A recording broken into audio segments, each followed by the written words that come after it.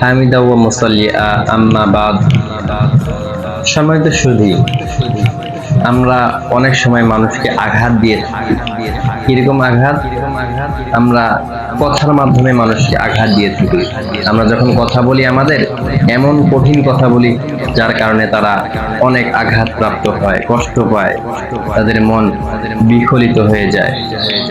না, এটা করা যাবে না। অথচ আমাদেরকে জ্ঞানীরা বলেন যে জারফুল কালামি শাদীদুম মিন জারহিল সাইফি, তীরের আঘাত যন্ত্রণাদায়ক তার চেয়ে বেশি হলো কথার আঘাত। কথার আঘাতের যন্ত্রণা তীরের আঘাতের চেয়ে কঠিন। এটা করা যাবে না। এটা থেকে আমাদেরকে বেঁচে আসতে হবে।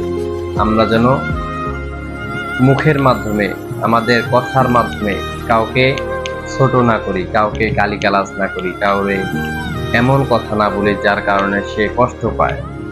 আল্লাহ রাসূল সাল্লাল্লাহু আলাইহি সাল্লাম বলেন, ওই মুসলিম উত্তম যে তার মুখ এবং হাত থেকে তার অপর মুসলিম ভাই নিরাপদ থাকে।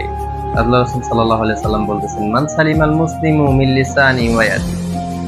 লিসান এবং ইয়াদ মানে হাত থেকে যে তার মুসলিম ভাই নিরাপদ থাকে, সেই